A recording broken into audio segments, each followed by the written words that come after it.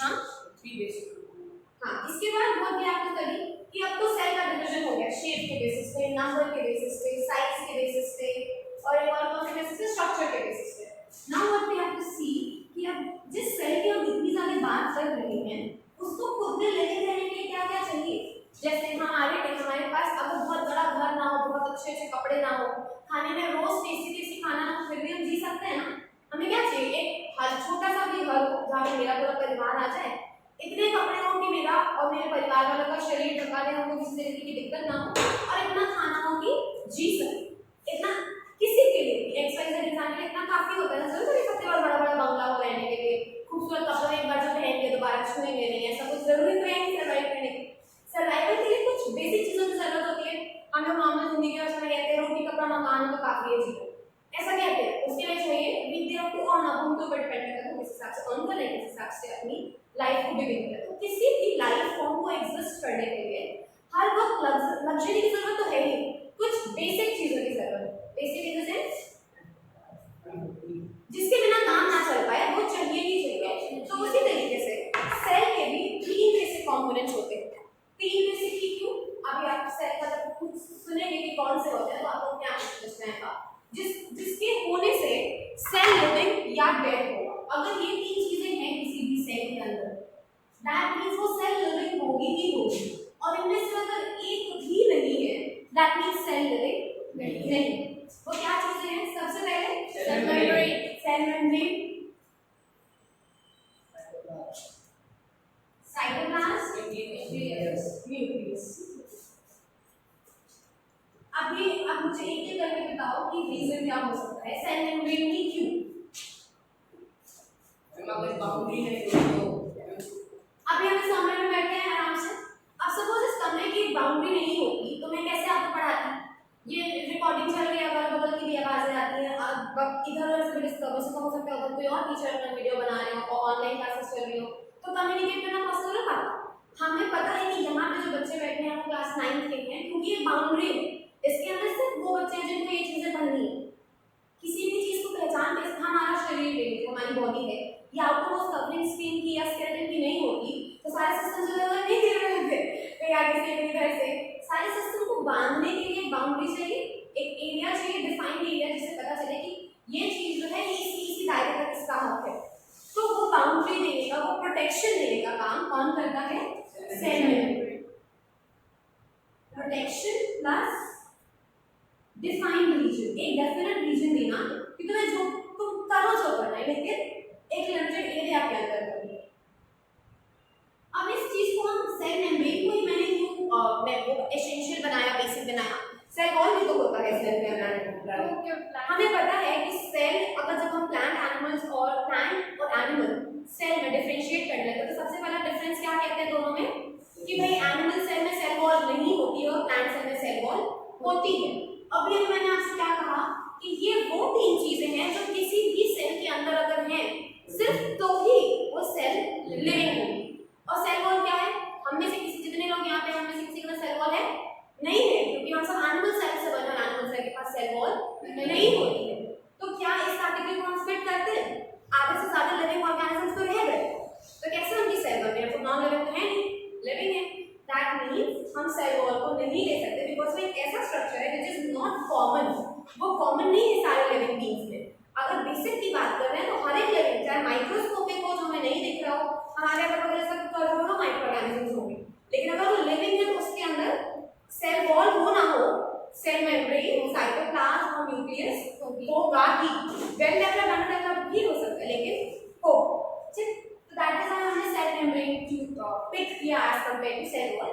Cell membrane एक flexible outermost covering, flexible क्यों, क्योंकि फ्लेक्सिबल नहीं होगा तो इंटरेक्शन कैसे कर पाएगी सेल अपने सराउंडिंग से, रिजिड हो जाएगा, कोई भी चीज एंटर नहीं कर पाएगी ना। तो फ्लेक्सिबल इस तरीके से है कि सिर्फ जरूरत की चीजों को अंदर जाने देता है, सेमी परमिएबल होता है। तो सेल मेम्ब्रेन एक ऐसा स्ट्रक्चर है फ्लेक्सिबल सेमी परमिएबल। यहाँ परमिएबिलिटी का मतलब होता है कंडक्टर और आइसोलेटर्स, आपने इंसुलेटर्स पढ़ा होगा आपने, जो पूरा अलाउ कर दे वो कंडक्टर से ना करे वो इंसुलेटर्स, सेमी जो बीच में। तो उसी तरीके से जो सेल बाउंड्रीज किसी भी चीज को पास कर देते बिना किसी रोक टोक के, तुम आओ तुम जाओ हमें कोई फर्क नहीं पड़ता, हमारे ऐसे पड़े रहेंगे, उनको कहते हैं परमिएबल। क्या कहते कर देगी, मतलब कुछ भी नहीं रोकेगी। कोई चीज हार्मफुल है, कोई चीज बेनिफिशियल है, सेल के अंदर एंटर करो या उस बाउंड्री को क्रॉस कर जाओ, ऐसी बाउंड्री परमिएबल होती है। जो बाउंड्री सिर्फ और सिर्फ यूजफुल चीजों को जाने दें, यानी कि अंदर जाने के बाद वो कोई नुकसान ना पहुंचाए, फायदे की चीज हो, सिर्फ उसको अलाउ करने वाली बाउंड्रीज होती हैं सेमी परमिएबल। ये सब कुछ अलाउ कर रही है, ये गुड को अलाउ कर रही है। और अब तीसरी कैटेगरी में जो तुम अच्छे होते हैं तो हम कुछ नहीं अलाउ करेंगे, हम ऐसे ही पढ़े कुछ भी नहीं आ सकता मेरे अंदर, तो वो हो जाती है non permeable boundaries. They will not allow anything. अब तुम यूजफुल हो, बैड हो, गुड हो, कुछ भी हो, हम अपने ही राजा हैं, हम नहीं अलाउ कर सकते। अब सेल वॉल की बात करेंगे, तो सेल वॉल होता है वो कंप्लीटली परमिएबल होता है, इट इज नॉट रिजिड होता है, सेल की प्रोटेक्शन के लिए, सेल के शेप के लिए परमिएबल पूरा होता है, हर चीज को अलाउ करता है। क्यों? क्योंकि उसको पता है कि मेरे जस्ट बाद जो मेम्ब्रेन है वो किसी भी हार्मफुल चीज को अंदर जाने नहीं देगी, तो अपने आप ये जो बेकार काम सेफ नहीं हो रहा, अपना काम कर लेते हैं, मेरा काम जो है प्रोटेक्शन का पहले वो कर लेते हैं, सेफ कर रखते हैं सेल को, बाकी चीजों को जाने तो सेल मेम्ब्रेन वापस भेज देगा अगर कोई अलाउ नहीं। तो सेल मेम्ब्रेन कैसा स्ट्रक्चर हो गया? सेमी परमिएबल, यानी कि सिर्फ उन चीजों को अलाउ करेगा जो सेल के लिए अच्छी हो, यूजफुल हो, तो that is the cell membrane. So that is why cell membrane became one basic component. दूसरे पे आते हैं साइटोप्लाज्म। अब ये क्लासरूम है, ठीक? इस क्लासरूम के अंदर अगर बेंचेस हैं तो हम जमीन में बैठ जाते हैं, लेकिन अगर हवा नहीं है, किसी भी तरीके का मीडियम नहीं, मीडियम समझते हैं आप? हाँ, मीडियम अगर नहीं क्रिएट होता तो यहाँ पे वैक्यूम हो जाता, वैक्यूम होता तो सब कुछ कोलैप्स कर जाता ना, अंदर आके फिर जाता, मतलब ये स्पेस मेंटेन नहीं हो पाती। यानी कि किसी भी स्पेस को अगर हमें मेंटेन करना है तो वॉल्यूम होना चाहिए उसके पास खुद का, एक स्पेस ऑक्यूपाइंग यूनिट होनी चाहिए। तो एक सेल के अंदर क्या होता है, एक जेली जैसा स्ट्रक्चर होता है, जेली जैसा फ्लूइड होता है। फ्लूइड यानी कि फ्लूइड लिक्विड गैस दोनों को हम फ्लूइड कहते हैं। तो एक जेली जैसी फ्लूइड होती है सेल के अंदर, जो बेसिकली इस बाउंड्री के अंदर के पूरे स्पेस को कवर करती है। कवर करने का मतलब ऑक्यूपाई करती है कि भाई दूसरी चीजों को रहने के लिए जगह चाहिए ना, अभी न्यूक्लियस आएगा, ये और ये जो है स्ट्रक्चरल यूनिट्स, स्ट्रक्चर बनाने में मदद कर रहे हैं। जब फंक्शन न्यूक्लियस और बाकी सेल ऑर्गेनेल्स आप पढ़ेंगे, आगे बहुत सारे सेल ऑर्गेनेल्स होते हैं, उन सारे के अंदर सर्वाइव करना है तो रहने की जगह चाहिए होगी, वो जगह प्रोवाइड करने का काम करता है साइटोप्लाज्म। एसेंशियल हो गया ना, अगर ये जगह ही नहीं रह पाती तो बाकी कोई चीज नहीं रह पाती, ये जगह नहीं होती, ये एनवायरनमेंट नहीं रहता रहने का, सर्वाइव करने का, या स्पेस नहीं मिलती ठहरने के लिए, तो कहाँ कुछ रहेगा, कोई चीज कैसे रुकी, न्यूक्लियस भी कैसे आता। तो ये एसेंशियल हुआ, क्यों हुआ समझ में आया। और तीसरी एसेंशियल चीज होती है न्यूक्लियस। न्यूक्लियस क्यों? अगेन वही चीज जो मैंने प्रोकैरियोट में बताई थी, दिमाग नहीं होता तो किसी काम का होता, कैसा भी शरीर कितने भी स्मार्ट और हैंडसम और ब्यूटीफुल हुआ, दिमाग के बिना सब बेकार। उसी तरीके से nucleus is the brain of the cell. Brain of the cell मतलब जो भी चीजें सेल की डेवलप होना चाहिए depending on the type of cell, prokaryote है या यूकैरियोट, लेकिन होगा, अगर सेल लिविंग है तो होगा। क्यों? क्योंकि जो भी चीजें सेल को करनी है, चाहे वो यूनिसेलुलर ऑर्गेनिज्म हो, वो भी तो फंक्शन करेगा ना, उसके फंक्शंस को होने के लिए भी मैसेज कौन ट्रांसफर करता है? ब्रेन। और ब्रेन कौन है? न्यूक्लियस। तो nucleus is that part of the cell जो कि हर एक चीज करवा रहा है। न्यूक्लियस ही बोल रहा है कि इस वक्त तुम ये हार्मोन रिलीज कर दो, इस वक्त तुम डाइजेशन के काम पे ध्यान दो, इस वक्त तुम बाउंड्री पे ध्यान दो, या जो भी सेल के अंदर हो रहा है, स्टोरेज है, खाना डाइजेस्ट हो गया, वेस्ट को रिलीज कर, everything is being done by the brain and the brain is nucleus. तो ये ऑटोमेटिकली एसेंशियल हो गया। समझ में आया कि यही तीन चीजें जो बेसिक हैं। अब किसी भी सेल के अंदर अगर साइटोप्लाज्म, सेल मेम्ब्रेन और न्यूक्लियस है, किसी भी सेल के अंदर और फंक्शनल है तो वो लिविंग सेल होगी। इसके अलावा कुछ हो ना हो पता नहीं, लेकिन इनमें से एक भी चीज नहीं है तो सेल का लिविंग होना पॉसिबल नहीं। ये तीनों चीज सेल को लिविंग बनाती है। इसके बाद बहुत सारे सेल ऑर्गेनेल्स क्या पढ़ेंगे, माइटोकॉन्ड्रिया होता है, गोल्गी apparatus होते हैं, वैक्यूल्स होते हैं, राइबोसोम्स होते हैं, प्लास्टिड्स होते हैं, गोल्गी apparatus और गोल्गी बॉडी सेम चीज होती है। प्रोटोप्लाज्म सेल और बेटा वो नहीं होता है। प्रोटोप्लाज्म एक बहुत इंपॉर्टेंट टर्म है।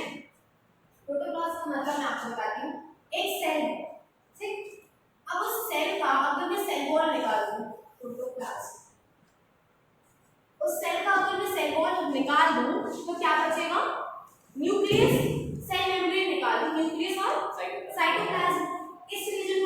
प्रोटोप्लाज्म कहते हैं। प्रोटोप्लाज्म कोई सेल ऑर्गेनेल नहीं है। और cell wall removed cell is called as protoplasm. Functional cell wall की बात करती हूँ मैं, सेल मेम्ब्रेन की बोला मैंने। अगर किसी सेल का सेल वॉल हटा लो तो जो बच जाता है पूरा साथ में, साइटोप्लाज्म न्यूक्लियस के साथ में जो बच जाता है जो कंटेंट, वो प्रोटोप्लाज्म होता है, वो सेल ऑर्गेनेल नहीं है। ठीक है, समझ में आ गया? सो प्रोटोप्लाज्म जैसे न्यूक्लियोप्लाज्म प्लस साइटोप्लाज्म याद है? साइटोप्लाज्म है, अभी आप पढ़ेंगे न्यूक्लियोप्लाज्म के बारे में। इन दोनों को मिला दो तो प्रोटोप्लाज्म बन जाता है। ठीक, समझ में आ गया? Protoplasm smaller cell organelle. तो सारे सेल ऑर्गेनेल्स को रहने की जगह साइटोप्लाज्म दे रहा है, उनसे काम न्यूक्लियस करवा रहा है, उनको प्रोटेक्ट सेल मेम्ब्रेन कर रहा है। समझ में आ गया तीनों basic components? Now we have to start nucleus के बारे में डिस्कस करें तो न्यूक्लियस का स्ट्रक्चर भी तो जानना चाहिए। तीनों के फंक्शंस और समझ में आ गया? इसका स्ट्रक्चर भी आपको पढ़ना है, मैं बताऊंगी। न्यूक्लियस का इसका कोई स्ट्रक्चर नहीं होता, cytoplasm is just a fluid, इसका क्या स्ट्रक्चर होगा? सो न्यूक्लियस का स्ट्रक्चर कैसा होता है?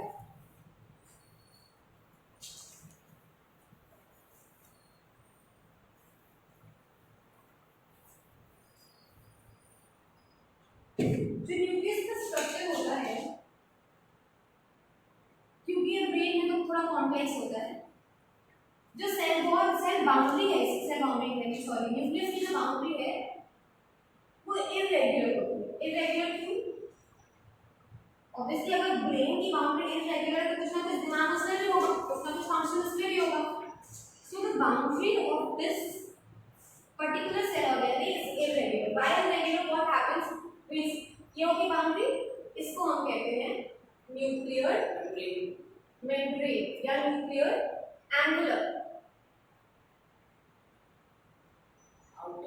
नाउ यू सी कि इसकी दो लेयर्स हैं, इसमें जो मैंने प्रेजेंटली मार्क की है आउटर में दिख रहा है, ये वाली हो जाएगी इनर। तो ये हो गई आपकी न्यूक्लियर मेम्ब्रेन।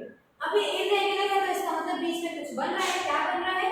पोर बन रहा है, तो ये हो गया न्यूक्लियर पोर। अब जैसे सेल की स्पेस क्रिएट करने के लिए साइटोप्लाज्म था, जैसे न्यूक्लियस को भी तो स्पेस ऑक्यूपाई करना होगा, न्यूक्लियस की भी एक लिक्विड होगी, दैट लिक्विड इज न्यूक्लियोप्लाज्म।